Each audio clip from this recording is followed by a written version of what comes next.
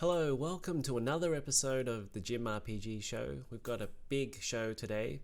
It's May the 13th, 2020, and we're going to be talking about Assassin's Creed Valhalla. Yes, we've got some more information on that. We're going to be talking about Civilization 6. There's a new season pass. And we're also going to be going over some of the Nvidia RTX rumors that we talked about from a couple of episodes ago. So we want to clear up some information on that. But let's get straight into it. And our first article is from Tweaktown, and they're talking about the price of PlayStation 5. So their article states PlayStation 5 Premium Starter Pack with 1.65 terabytes SSD will cost $650. So that looks pretty accurate to me. $650 for the next generation console. I just don't think it's going to be $399. The specs tell me that these are going to be pretty expensive consoles for this generation, and that there's no way it's going to be $399. And if you look back at when the PlayStation 4 came out and the Xbox One, they were kind of mid-tier graphics cards in those systems. So you had something that was along the lines of a GTX 750 Ti in a PlayStation 4, and at that time they were kind of mid-tier, so you could kind of see that it could be priced at about $399 for the PlayStation 4. But now these new next-gen consoles, they have higher quality graphics in the consoles, so that's why we're seeing a increased price. At first, there was a possibility that it could be $399 because $399 works so well for Sony, but it was looking more like it had to be about $499 to $599 for the PlayStation 5, given the specs inside the console. And even maybe at $599 they would probably take a loss, because the graphics cards the graphics inside were more or less equivalent to a RTX 2070 and an RTX 2080 in the Xbox Series X. So it's not a surprise that it's going to be about $650. But let's just read through the article and then see what else they say. So a new rumor on Reddit suggests Sony will be offering 2 starter packs for its PlayStation 5, a basic PS5 kit and a premium PS5 kit. These consoles would be different by at least their storage amounts, with the basic PS5 pack reportedly selling for $540, which is a very weird, uneven number, but there you go, $540, while the premium PS5 pack would cost $650.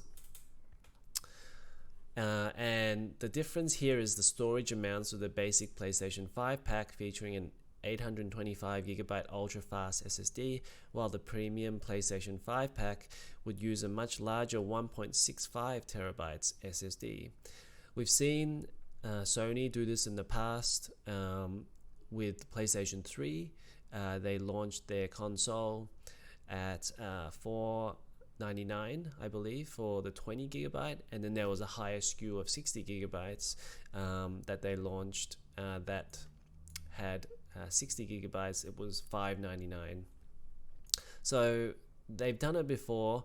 One of the reasons why it didn't do so well that generation was because the Xbox 360 was $399 and Sony went $499 and $599. But this time it's not going to be such a big issue, because if Sony sees that the Xbox specs are higher than Sony's, then they've got room to adjust their pricing and even sell something like a premium kit, which people may just be happy to buy because the Xbox Series X is going to be priced higher. And honestly, if you look at these two SKUs, the two packs, one which has 825 gigabytes and the other 1.65 terabytes. Now, if you're a hardcore gamer and know that it's going to be difficult to change the storage, then you would probably go with the 1.65 terabytes SSD. Now, we don't know if you can change the storage easily enough yet, but with the way that games these days, with this amount of space they take up, many games taking over 100 gigabytes, which means that with the basic pack, you might only be able to fit like 5 or 6 games on there, plus given some storage room for installing the game and also the operating system, you're not going to be able to fit very many games on this basic pack. So I see a lot of hardcore gamers on the first day picking up the larger system with more storage, and if it's $100 more, there's no reason why the hardcore gamers wouldn't just put up the $100 to begin with, and make it much easier on themselves. So if the PlayStation 5 is looking like it's going to be $650, then you can probably bet that the Xbox Series X is going to be at least $699 now. And the specs would say that $699 is not an impossibility. Obviously, that seems very high given that previous console generations. There's been so much talk about $399 being the right price. But with the Xbox Series X, and also the fact that Microsoft have a number of SKUs. So they have the Xbox One S, the basic system, and then the Xbox One X, and now the Xbox Series X, and you can play the same game on all three systems. These will be the options that they'll be promoting. So they'll have a low price, mid price, and a higher price, and you can play the same game across all of its systems. So that's interesting to see that we're starting to get some rumors about the price. And I think, Sony are just kind of throwing these things out there, these rumors out there, just to gauge public public sentiments on just what people are thinking about these prices. And even if they didn't throw it out, they'd be very interested to see what people are saying on Reddit about these prices. And I think a lot of the hardcore audience are going to look at this and say, well, it's the same as a PC. Like these prices, this is what you'd have to pay on PC, and it's cheaper than a PC. So I don't think the price will be that big of a deal. Certainly, it will mean fewer people buy them, but at launch, they're going to be sold out anyway. So not so much of an issue at the start, but maybe later on, like if give it 6 months or 12 months, then maybe there'll be less incentive. Like it's $600 will seem quite expensive for the latest console. But at launch, like all the hardcore people just pick it up anyway. Right, so let's talk about Assassin's Creed Valhalla. Now, we've had a lot of information about Assassin's Creed over the last few episodes. However, we have more information about how it's going to run, and WCCF Tech is telling us that Ubisoft confirms Assassin's Creed Valhalla running at 4K 30 on Xbox Series X. Now, that's going to be a bit of bummer to basically everybody, because we were hoping against hope that the Xbox Series X with 12 teraflops of performance would finally be able to break through the 30 FPS barrier and get us to a 60 FPS standard. And it's a bit of a bummer. Something like Assassin's Creed Valhalla, which is, when you think about it, it's quite an intensive open world game, that if Valhalla was able to run on 4K 60, then you'd be hopeful that a lot of other games would be able to run 4K 60 as well. Now, this is kind of disappointing news that even 12 teraflops isn't going to get you 4K 60 in Assassin's Creed Valhalla. So I'm going to read a little bit of this first before we get into some more analysis why it's probably looking like it's not going to be 4K 60. Okay, so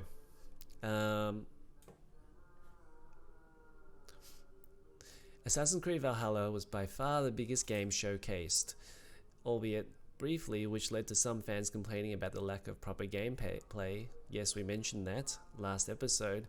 During last week's Inside Xbox episode, focused squarely on Microsoft's Xbox Series X next generation console. Still, from what we've seen, the game is going to look very good.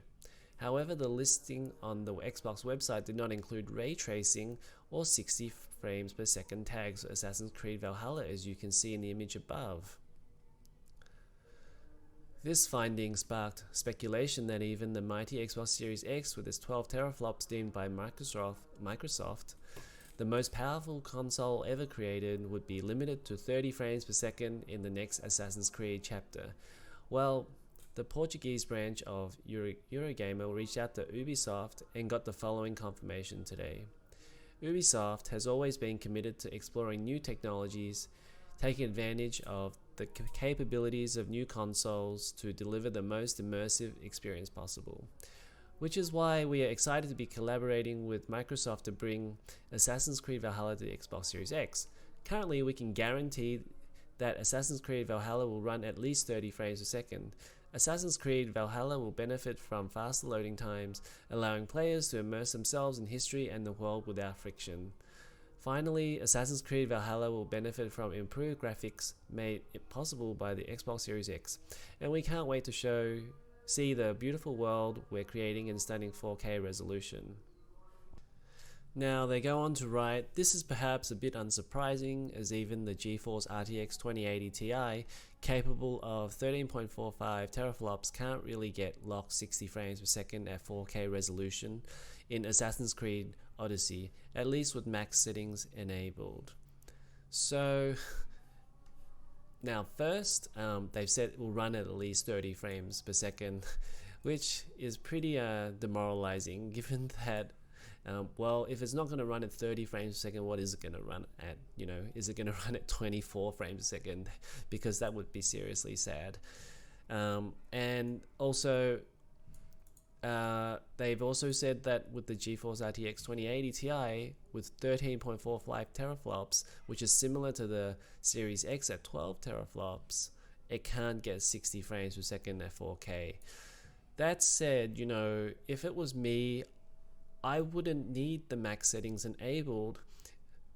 It depends on how close you are to 60. If you are at 55 frames per second, I'd just lop off a few of those settings, turn some things down to high, or even like shadows, medium.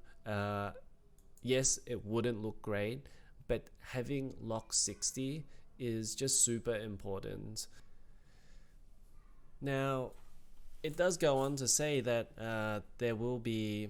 it's possible that Ubisoft simply opt to add an unlocked frame rate option, since the Xbox Series X supports variable refresh rate. So what's that saying is that it's possible that they could have something like a 45 FPS, and if players wanted to, they could have that unlocked frame rate, but then it's going to sometimes be up at like 50 frames, and then sometimes it's going to be down at like 30 or even possibly 25, whereas a locked 30 would be more consistent in performance. So it's possible that Ubisoft could still go through that path. Personally, for me, I'd probably take the unlocked frame rate, because then most of the time maybe like 90% of the time, then I would get a good frame rate, and there'd be only the 10% time where I'd get some issues. But even then, for me, I'll take 90% of the time better performance than 100% of the time running at 30 frames a second. Now, if we look at Assassin's Creed performance on the 5700 XT, which is basically going to be very similar to what's going to be in the Xbox Series X. Now, the 5700 XT has approximately 9.75 teraflops. So you're looking at the Xbox Series X having about 20% more performance, and the 5700 XT at 4K is probably going to be around 45 frames per second. So it's going to be right smack bang in the middle. And this is very high quality as well, not even max settings. And you know, it won't be able to get to 60 FPS at 12 teraflops. So even maybe if you turn it down to medium, it's probably not going to get there. So I think basically, you know, Ubisoft don't really want to hide anything. They don't want people to be disappointed when they come to revealing more about the game. They want to get all the bad news out of the way. And yeah, not exactly damage control, but yeah, they want to get ahead of the news story. So yeah, looking like 4K 30 for Assassin's Creed Valhalla. And possibly, look, if you're thinking about Grand Theft Auto 6, Red Dead Redemption 3, all of those games in the future for Xbox Series X, you're looking at 4K 30. So it's not likely that this console will be 4K 60. If you want 60 FPS, there might be an option in the settings so that you play at a lower resolution, say like 1440p, and it will be 60 FPS. That's very possible that they will optimize it in that way, but 4K 60 is probably not there yet. Sorry to all of the console fans out there. 4K 60 is still on PC if you turn settings down. Okay, let's get into some gaming news. We'll stay with Assassin's Creed Valhalla. And Assassin's Creed Valhalla has a season pass, so they haven't even announced any gameplay or what you're going to do in the game, but they're going to sell you the season pass that comes after the after the standard game. Okay, so the Eurogamer. They write, Assassin's Creed Valhalla Season Pass unlocks Beowulf mission. Specifically, the Season Pass will unlock a mission surrounding the legendary Beowulf, in which Valhalla main character Ivor will discover the cruel truth behind the legend. I feel like every single Assassin's Creed game tells us the cruel truth behind the legend. Okay, well, then they also go on to say that the Beowulf mission is a one-off bonus and not part of the Season Pass main narrative, though we've asked Ubisoft for clarification. So there's going to be a whole another Season Pass with more gameplay, but it will have one mission that will have Beowulf. So Ubisoft clarifies that the Season Pass description says it will take you to new countries. Okay. And speaking to Eurogamer ahead of the game's announcement, Assassin's Creed Valhalla lead producer Julian Lafer told me the main game would mostly take place in Norway and England, but that a few surprise areas would also feature. Well, yep, we knew that already. So that was just a bit of a small news information about Valhalla Season Pass. So people who are excited about that, get the Gold Edition or I think the Ultimate Edition, which has the Season Pass and the game included. Okay, let's talk about another season pass, and Civilization 6 is getting a season pass. And this is actually the first time that they're going with a season pass. In the past, all the Civilization games, as well as many PC strategy games, they've opted for expansion packs. So you'd get the main game, and then you'd get some sort of expansion pack, like maybe 6 months or a year down the line, that would add more stuff, add another campaign, add more teams, civilizations. So in Civilization 6, they have a new season pass called the New Frontier Season Pass, and it adds 8 new civilizations, 9 new leaders, and 6 new game modes to Firaxis strategy game. The content hits the game in 6 downloadable packs delivered on a bi-monthly basis starting 21st of May 2020, which is next week, and ending March 2021. So wow, so they've decided basically that instead of giving people an expansion pack that has all of the stuff at once, they're going to sell it so that they're releasing stuff every couple of weeks. So obviously this is a new strategy to, I guess, keep the game in conversation, so people continuously talk about new content, and from a marketing perspective, that makes total sense. I don't know about it being in a game perspective, although I will say that it does make a bit of sense in terms of, well, you can try a new civilization every couple of weeks. That makes sense because you can't try them all at once, and then you're not going to lose interest.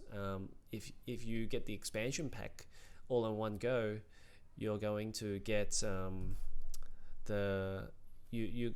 you might lose interest after like a month and won't come back to the other civilizations. Okay, so let's read a bit more about the season pass. The first DLC is the Maya and Grand Columbia pack, which adds leaders from each civilization. The Maya is a returning civ, whereas Grand Columbia has never been in a civ game before. A new apocalypse game mode, new city-states, resources, and natural wonders. The Frontier Pass costs $40 across PC, Mac, Linux, PlayStation 4, Xbox One, and Nintendo Switch, or you can buy DLC pack standalone. But if you get the Season Pass, you get the Teddy Roosevelt and Catherine de Medici Persona packs. Each Persona pack contains a brand new take on its leader, with a new leader model and background, new gameplay bonuses, and an updated agenda that reflects the changes to the leader's personality. For example, Rough Rider Teddy excels at keeping the peace on his home continent, while Magnificence Catherine can use luxuries to overwhelm the world with culture and tourism. The Persona packs come out with the second DLC pack, which adds the Ethiopia civilization in July. So here's the roadmap. So in May, you're going to get Maya and Grand Columbia pack. It comes with 2 civs and 2 leaders, apocalypse game mode, new city-states, resources, and more. So it seems like you get a lot of content in May, so when they released it. And then in the other months, you're going to get a new game mode every time. So May, July, September, November, that seems like every couple of months you're going to get something. And then each time you're going to get, oh look, okay, so 1 civilization, then 2, then 1, then 1, then 1. And it looks like they haven't really confirmed everything yet. It just says more new content for the other packs. But this is pretty exciting, actually. This looks like there's a lot of stuff. I guess you don't get campaigns in Civilization. And actually the other thing was that with the expansion packs, you kind of got a theme around the expansion pack. So I think the last one was Gathering Storm, where it was about new green technologies, I think, for example. But here it doesn't seem like there's a theme as yet, but maybe they will, once the new pack comes out, we'll get more of an idea of what they're going for when they say new frontier. So that's pretty exciting. I think this is a good move in the end. I think it makes a lot of sense to space out the content like this. I know there'll be people, some old school people, that enjoy the previous expansion packs and get everything at once. But this keeps the game going, and it'll be exciting to see. And it looks like it's going to get a lot more support.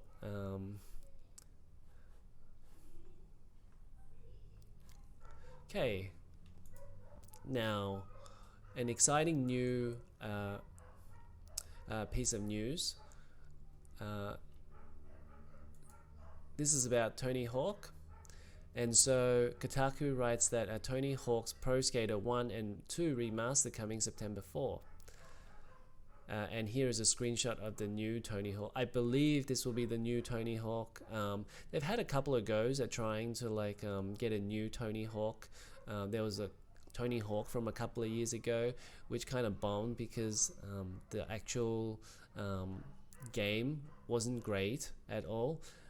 And now they've had enough feedback on it from everyone that just keep telling them that they had the most fun with Tony Hawk Pro Skater 1 and 2 on the old PlayStation, and possibly the PlayStation 2 games as well. That the old games, they loved the nostalgia from the old games. So now they're going to remake or remaster the old games. I believe this will be more like a remake rather than just a remaster. A remaster kind of means that you're getting exactly the same game, but just like with the new resolution and new textures. But this is going to have a lot more stuff, and it will still play the same, I believe, but it's just going to have that more modern look. Basically the same as Resident Evil 2, and whereas that game, you didn't feel like it was an older Resident Evil 2. It felt like a new game. So Tony Hawk started sending out SMS text messages today, and he was telling everyone, hey, I have a surprise and want to tell you first.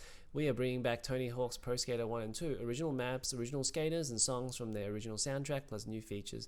The game looks awesome and will be officially announced soon. While it sounds like a remaster of the two games in one package, we'll have to wait for an official announcement to learn more. What a weird way to announce a Tony Hawk comeback. I think it's a pretty cool way to announce Tony Hawk. There's an official reveal trailer. I'll link it in the description below.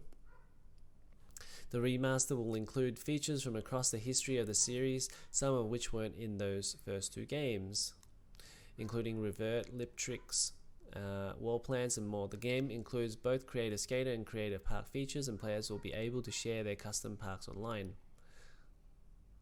So this is why I say it's more of a remake, because they're going to put some tricks that you weren't able to actually do in the first 1 and 2. Now, honestly, I'm not sure if that's a good decision or not, because the level design was based around the tricks that you could do at the time. So if you can do more tricks that would get you higher combo scores, then maybe it will get abused, some of those tricks. But honestly, the game is looking pretty good. I think that's pretty exciting to people who love the first couple of games. I regret selling my Tony Hawk Pro Skater 2 on PlayStation 1. If you ask me, well, what's a game that I would play on PlayStation 1? And I would probably say something like Time Crisis or Tony Hawk Pro Skater. I probably wouldn't play my favorite game, MGS, or even Gran Turismo, because there are just better versions of Gran Turismo, and MGS just looks extremely old. But Tony Hawk is still very playable, and You can even see here, Tony Hawk, that's what it looks like. And while, yes, it looks very clunky and old, the gameplay still feels really good for Tony Hawk. It's not the same as something like MGS, where the gameplay has been kind of surpassed. So, the other thing is, on Resetera, they've said that the price for Tony Hawk Pro Skater 1 and 2 is going to be $40 for both games. And honestly, I think that's a little steep. This would have been an amazing get if it was $20 for both games remastered. But $40, wait 6 months and then maybe it'll be $20. I think, yeah, definitely if you're interested, I think this will be a lot better than the Tony Hawk game that they came out with 2 or 3 years ago, which had just a ton of bugs.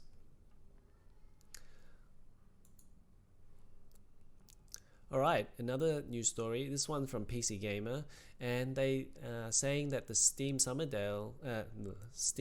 Sale dates have been leaked. Now we know the Steam Summer Sale is usually around the last week of June, so but it always depends on like what date it's going to land.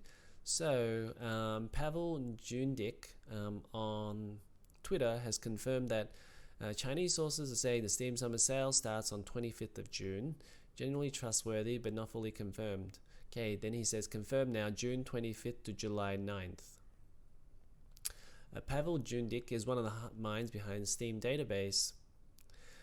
So June 25th, so that's when you start opening your wallets for more Steam sales. Although, to be honest, if you've been on Steam for a while, then you've probably bought everything that you wanted to buy already. But especially for people around the world, including myself, having regional pricing for some games is a godsend, and we are getting games a lot cheaper than the US counterpart.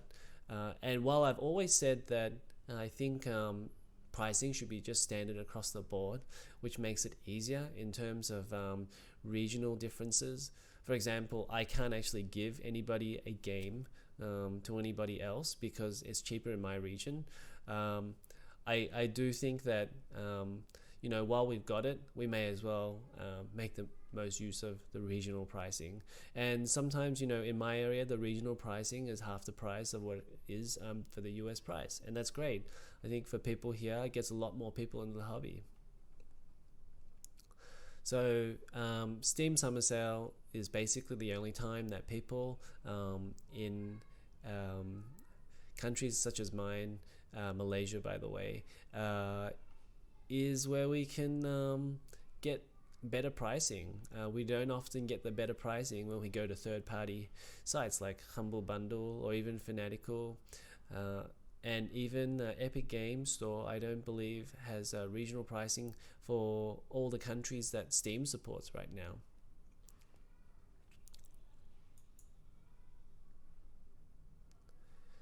Okay, well, at the moment I'm playing Stardew Valley with my kids, so I thought I'd share a Stardew Valley piece of news.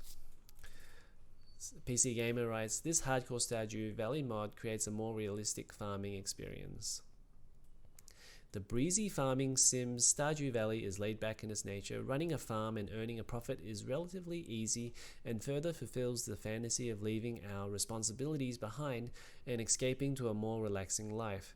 However, modder Juan Pa 98R wanted to create a more difficult and realistic experience of farming life, and so has created Stardew Valley, a mod that changes the cutesy farming sim to labor-intensive grind. So the Dark Souls of Stardew Valley mods then. It might seem counterintuitive to the game's core, but Stardew Valley fans have always found ways to make the game more challenging. Players have created their own set of rules to follow, like Waffle Bros' 5th Candle Challenge, and there are hardcore mods that crank the enemy damage up to 100%. Okay, so but let's talk about what's inside the mod. Stardew Valley mod raises Stardew Valley's challenge in other ways. specifically by focusing on modes of production. Crops sell for less, more materials are needed to craft, and the amount of resources to build the community center has increased. Specifically, the mod introduces a decrease in the monetary value of goods, meaning that anything gained from animals, foraging, or produce has been reduced more than 3 times in value. Materials needed to craft items has increased, and rare item drops are even rarer. Robin's buildings are now double their original cost, and bundles that are needed to rebuild the community center include more objects. On top of all that, enemies have doubled their health, and there's a greater range of the random damage inflicted on enemies, making fights more unpredictable. Now, I will say that Stardew Valley is not an overly hard or complex game, and that's why I think it did so well, because a lot of people were able to pick it up straight away and able to grow some crops and sell them and make some money. That said, it has a few things inside it that are separated from being a casual game. For example, when I was playing it, I didn't realize that after 30 days it would be a new season, and then all my crops died, and I must have had like about $5,000 worth of crops that just died on me. So it's definitely not, even though it's a casual game, there are still some gamer elements, which is pretty cool. Like I think that makes a lot of sense. Both gamers and casual gamers will enjoy this type of game. But now this is basically the extra hard mode, and so if you thought it was too easy, then definitely check this mod out. Now, the other thing I wanted to mention was that there are a ton of other mods. So there's a list of mods on this PC Gamer article, which I thought was really cool. So you should also check that out. There are Stardew Valley mods, an article about all the Stardew Valley mods. You can play multiplayer. There's Stardew Valley tips and what to do in the end game. So you can check all of that out. And the other thing I wanted to mention was that, they've got Harvest Moon, which basically this game wanted to emulate. But honestly, this game has probably exceeded Harvest Moon. Now, I haven't played a lot of Harvest Moon.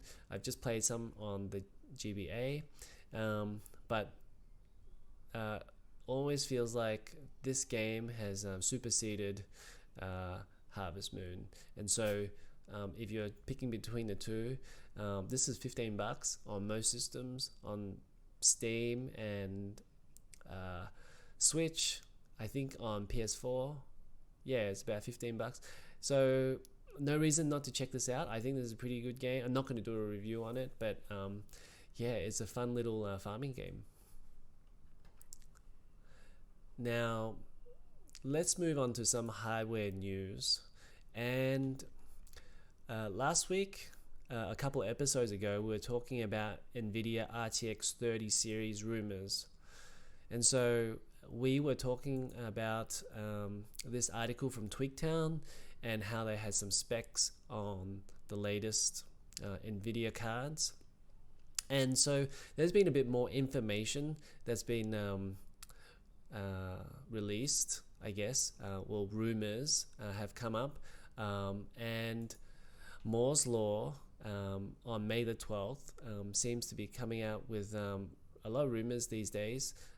Seems like he's got some sources on the and both Nvidia and AMD side of things. So he's going off some other, I guess, specs. So he doesn't think that Twigtown's specs from a couple of weeks ago, he doesn't think these are the correct specs. So I wanted to go over these again.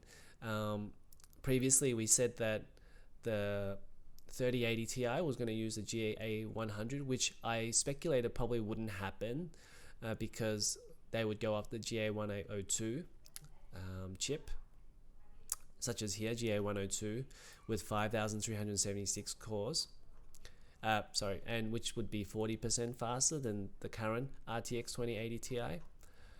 But if you went by 8,192 cores, that would get you to about 670% faster than the current 2080 Ti, which would be totally amazing. That it'd be 70% faster. So we'd be talking about a 13 teraflop card, and given that it's got 8,000 cores and a higher boost clock than the current 2080 Ti, that would probably be in the vicinity of around 26 teraflops, which would be about 100% better performance. Excuse me. So it doesn't look like it's going to be this GA100 chip. That would probably be safe for the Titan Ampere, which would probably run people back around $3,000, and might even just be a workstation quadro card as well. So it's not.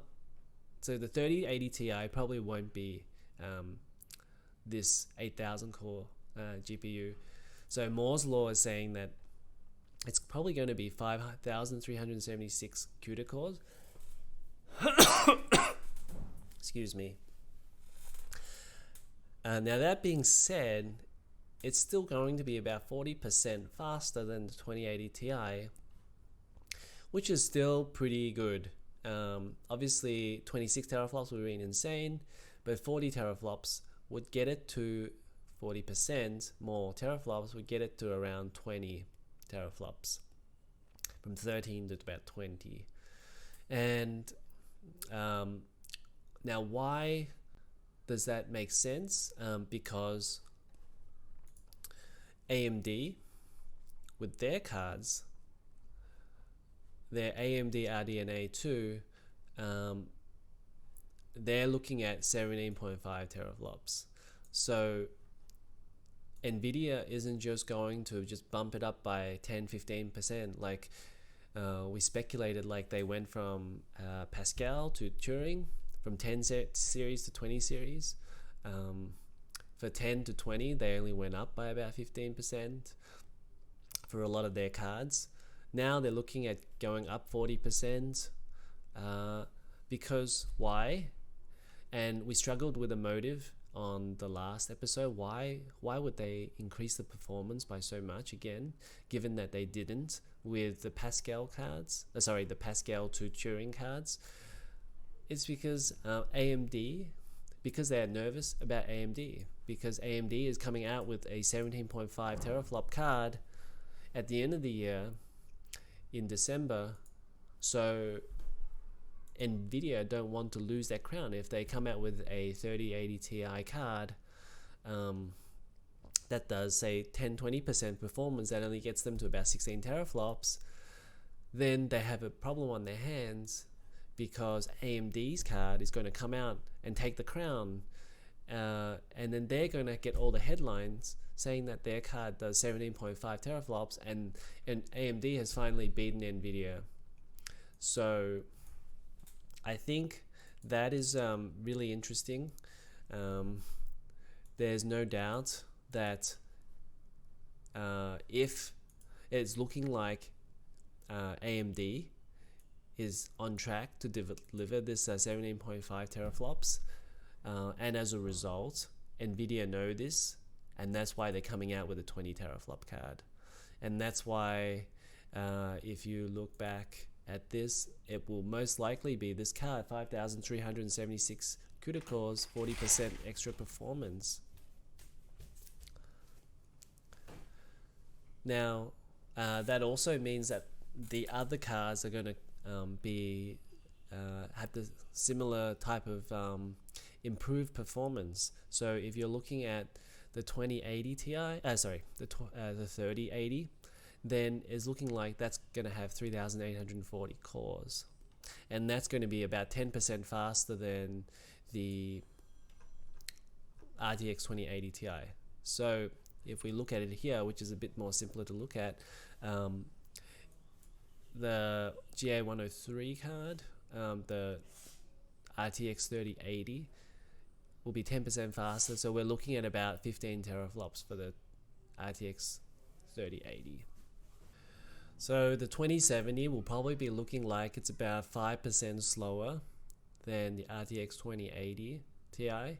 And I think in the past it's probably been about 10% roughly than the 2080s, the 80 Ti series.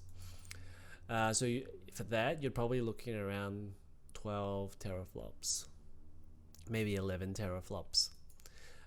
So it's looking like these specs are more accurate than this one here that we showed a couple of weeks ago. Now, we did say a couple of weeks ago that these were just rumors, and they are still rumors. All of this is just rumors.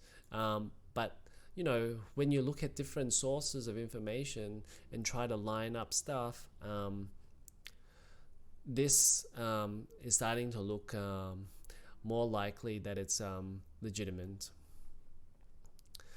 Okay, so I guess the other thing to note is there was some more information that Moore's Law went to,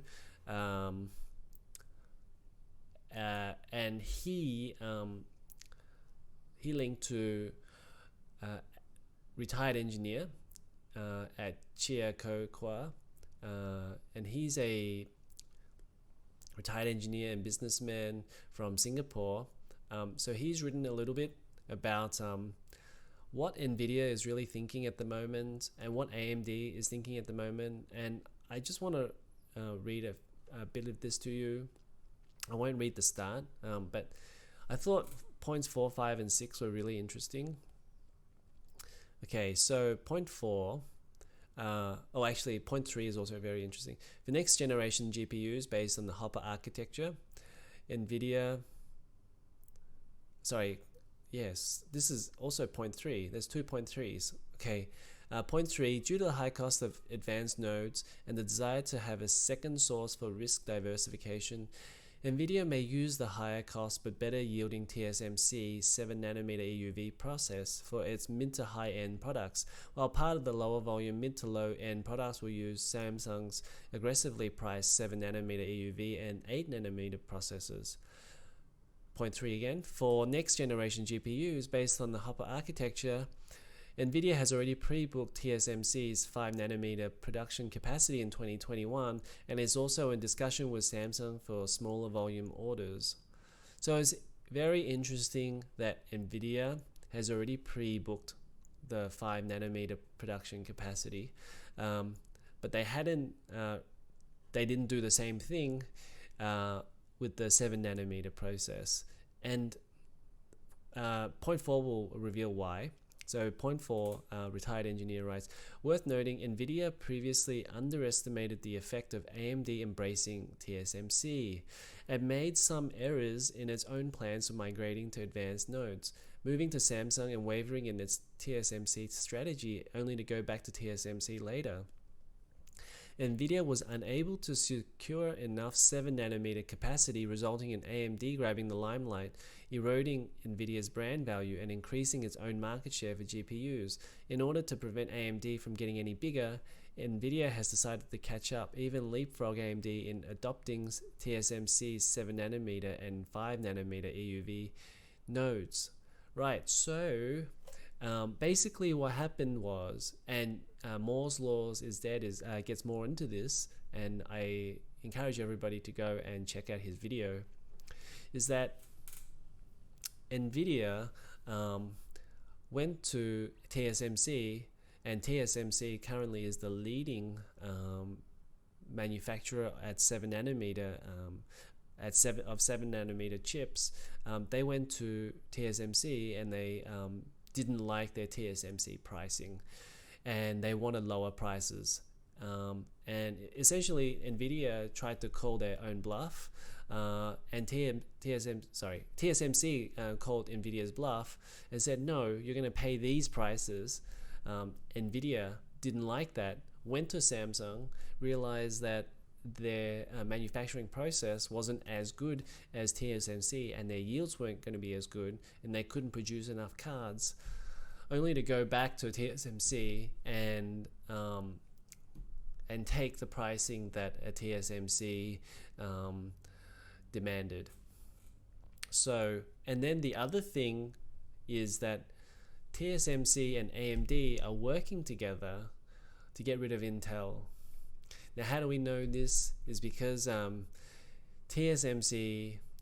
manufactures their own chips, And with AMD working on both the CPU front and GPU front, it made a lot of sense for TSMC to work with AMD and get both of their product lines.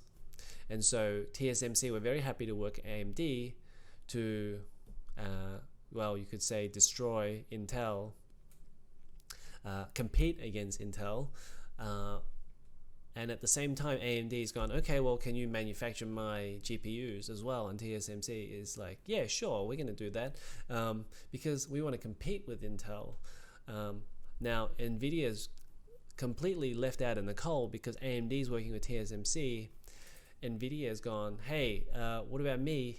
And TSMC is going, well, yeah, I'm doing plenty of work with AMD now. Now pay these high prices for TSMC, or you go back to Samsung and do it with Samsung. And Nvidia couldn't get it done with Samsung. So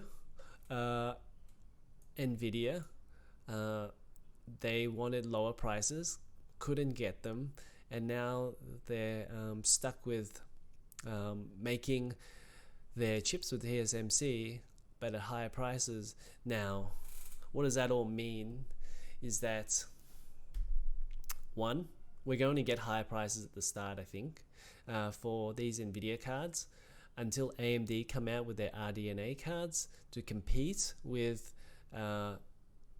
Nvidia, which we will, because RDNA looks like it's going to be doing 17 teraflops, which is very high end, and seems like only Nvidia is going to be able to get up to 20 teraflops with their card. And so, you know, Nvidia's strategy really, they need to put out more cards in that price range. So they should put out like a 16 teraflop card, an 18 teraflop card, a 20 teraflop card to have more competition in that area of AMD's maximum card, highest card that they've got, the 17.5 teraflop, the big Navi. If they were smart, they would do this because when a consumer goes and chooses a card, they go, well, I can choose between the 2090, the 2080, the 2085. Well, maybe I just get the 2085 because it's more in my price range. You know, I want the 18 teraflop card. And if they do this, that makes a lot of sense for Nvidia. But everywhere else, if AMD gets this card, the RDNA card, to 17.5 teraflops, you're going to see a lot of competition from everything underneath. So all the way down from, say, like a 2080 to 2070, 2060, all of that is going to have a lot more competition between AMD and Nvidia. And especially if you see, like with AMD and TSMC working together, I wouldn't be surprised if they have a deal where they can get cheaper chips. Maybe not, I don't know. But yeah, you're going to see more aggressive pricing at the very least when they're competing against each other, both with cards from TSMC, with chips from TSMC. So you're going to get more aggressive pricing between the 30, in the 60, the 70, and the 80 cards, hopefully, which will mean cheaper prices for everybody. Now, why is this all important? Is because for the average consumer, you know, you want to decide between whether you want to buy the 3080 Ti or say like a 3060 or a 3070, and we're going to see a lot more competition in that area. Now with Nvidia in the past, we didn't. So we had cards like the RX 570 from AMD and RX 580, which would only compete with like the RTX 2060 from Nvidia and not really the 2070. And if you were somebody who wanted to buy a card that was like mid to high tier, you would just automatically go Nvidia and just pay the premiums the $499 and the $699 for the 2080. And in some cases, you know, if you go overseas, that would be really expensive. So like in Europe, it would be like €1,000 for the 2080, for example. And so I think what we're going to see is a lot more competition, all the way up to maybe the 80 series card. And so the 80 Ti will still be the premium card that AMD probably can't quite compete this year anyway with RDNA 2. And yes, you're going to pay the premium for the 3080 Ti, but I think, you know, for the other cards, once, you know, they've been out a few months, we're probably going to see some price drops while they're competing against each other. So that's my prediction. I don't know what's going to happen, but I'm thankful that there is competition between AMD and Nvidia, because honestly, for the 20 series, the Turing series, the Nvidia cards were just way too expensive for everybody for very small performance increases. When you have to pay $699 for a 2080, and I believe the 1080 was about $549 at the time, because I know the 1070 was $329 to $349. Sorry, about $349, I think. Is a huge jump. Even the 2070 was about $499, if I'm not mistaken.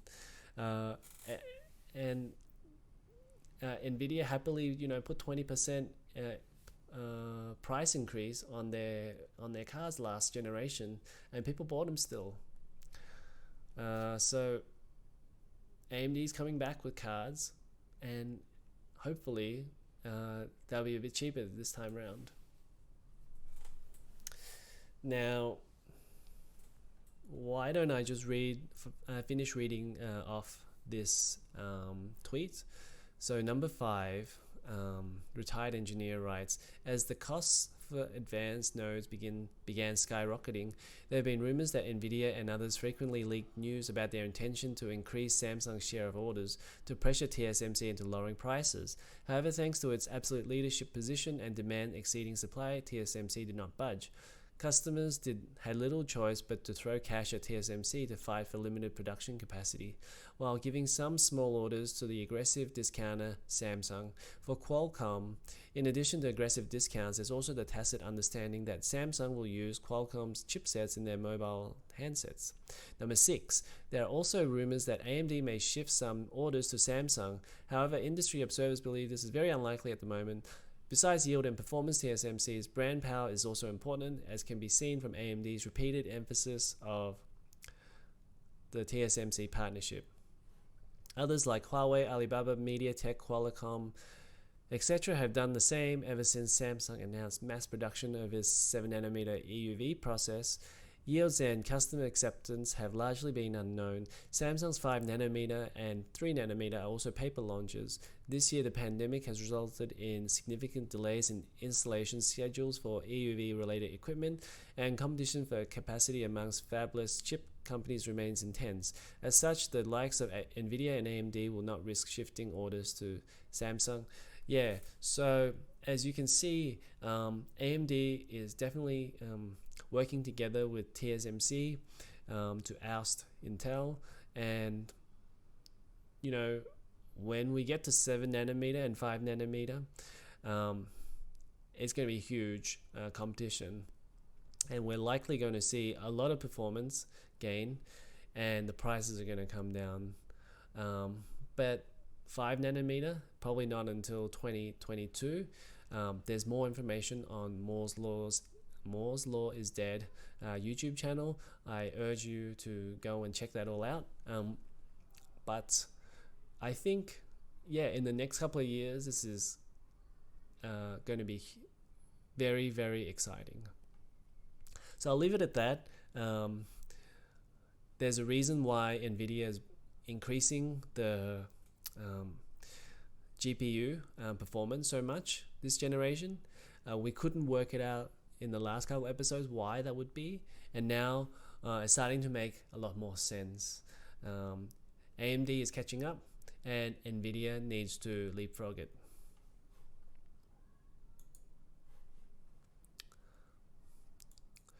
Now, going back to another article that we talked about last week as well, we talked about B450 not likely being supported by the new Zen 3. So video cards is kind of, well, they've got an article saying that AMD B550 supports Zen 3 and that the third gen of B550 motherboard has arrived finally. So there's been quite a lot of delay for this 550 motherboard, which is the mid-price board that a lot of people would use for, say, like their mid-tier Ryzen cards, chips, CPUs. Say like the Ryzen 3100 and 3300. You would buy the 550 motherboard because you don't want to spend more on the enthusiast board, which was the X570 motherboard.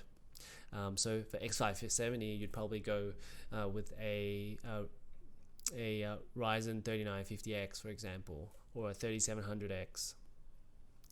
And that's got a lot more features on it. That's got more RAM slots, more PCI slots, and etc. etc. But like the mid-price board, the B550, you might get 4 RAM slots, and you might only get 1 PCI slot, for example. Now, what I didn't really expect when I talked about that, when I talked about this issue on the last episode, was how big of a deal actually not having the CPU supported would actually be. And a lot of people have been really upset by the fact that the Zen 3 will only be supported by B550 motherboards and not B450 motherboards, as you can see in this chart that I showed last week, that if you bought a B450 motherboard, you wouldn't be able to use it with your Zen 3. Now at the time I was thinking, well, if you bought a B450 motherboard, you probably bought a Ryzen 3000 series anyway, and you'd be okay for 2 or 3 years. But now if you actually look at especially with Gamers Nexus put out a video, which I'll link to, and they've gone into a lot of detail why people are so upset, and you can tell with the thumbnail that people are pretty upset about this, because essentially what happened was, as Zoned87 writes on Reddit, if they had released B550 at the same time as X570, the backlash right now would probably be 80% less intense, but they didn't, and tons of people paired their Ryzen 3000 CPUs with B450 thinking they would be fine for at least one more generation. Now, people who bought a B450 and bought a 3000 series processor cannot upgrade to the Zen 3.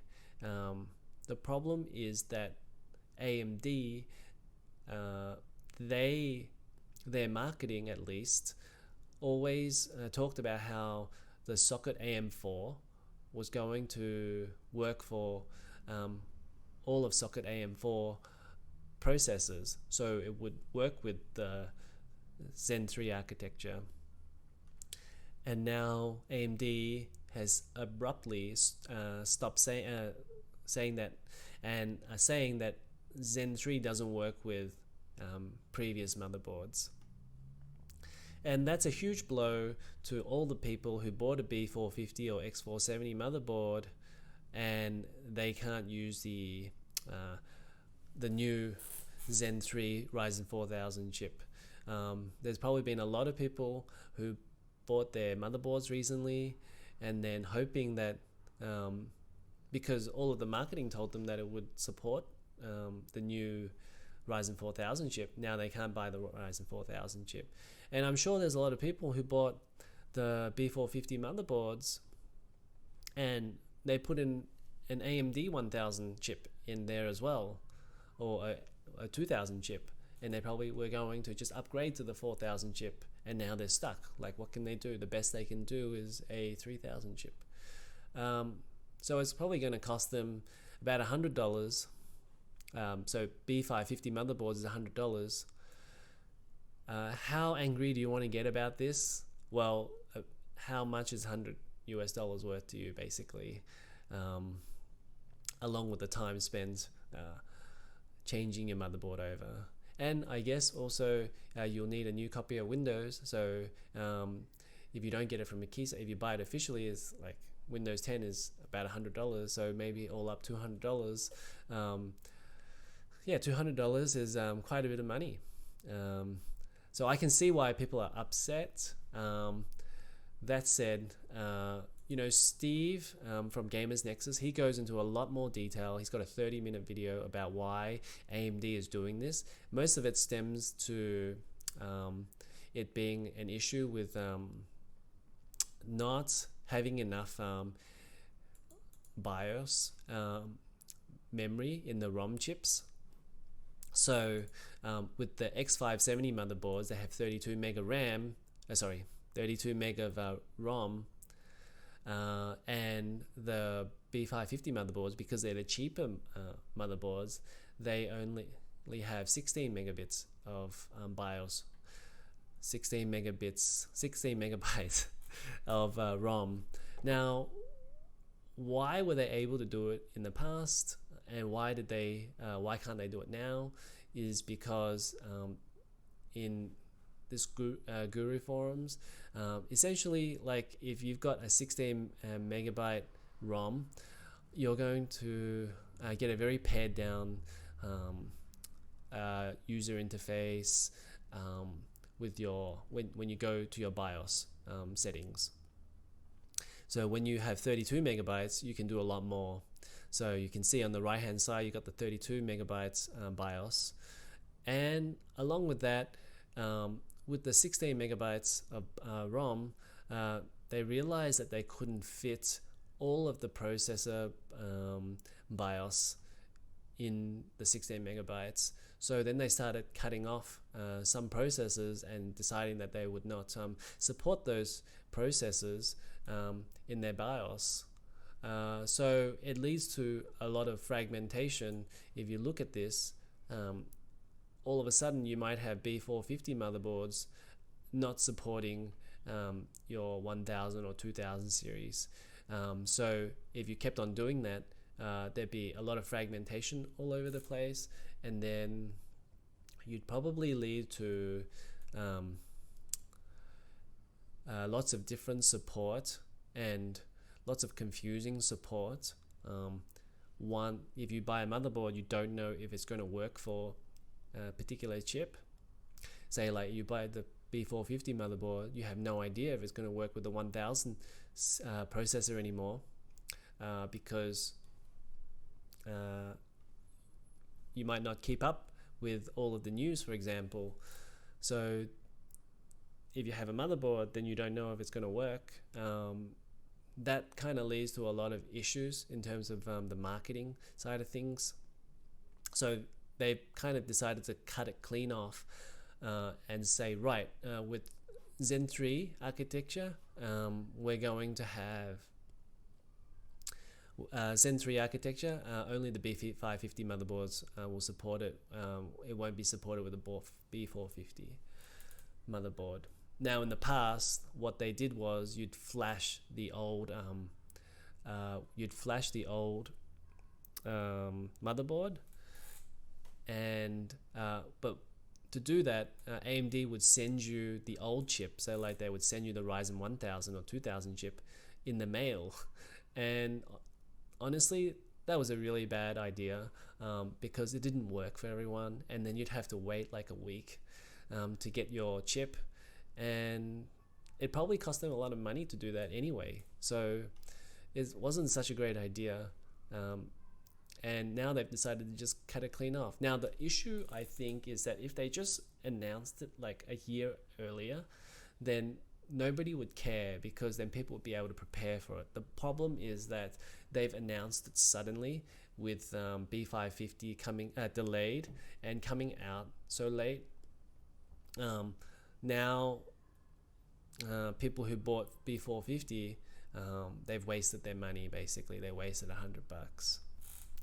So there you go.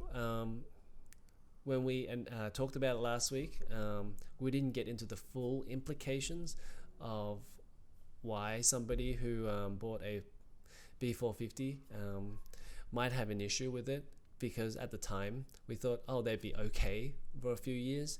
But you know, there are a lot of people that probably wanted to upgrade very shortly, but they were just waiting on the Ryzen 4000 chips. So these people have probably been screwed over by this. Now, if AMD had just announced it like way earlier, say like for example, if they announced it for like Ryzen 5000 series, not going to support the B450 motherboard, that makes a lot of sense and nobody would be upset.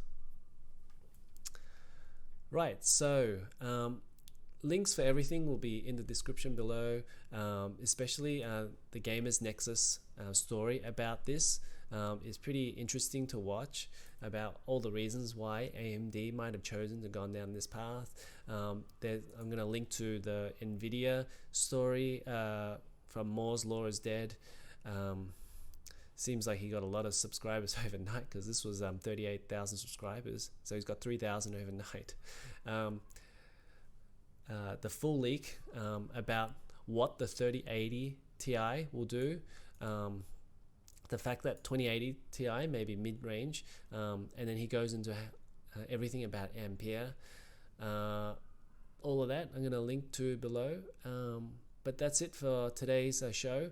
I hope you enjoyed it. Now, if you like our show, please click like in the description below, and please share the video with other people, and please subscribe to the channel. We're hoping to grow the channel further and bring you more stories. So until next time, see you later, and thanks for watching.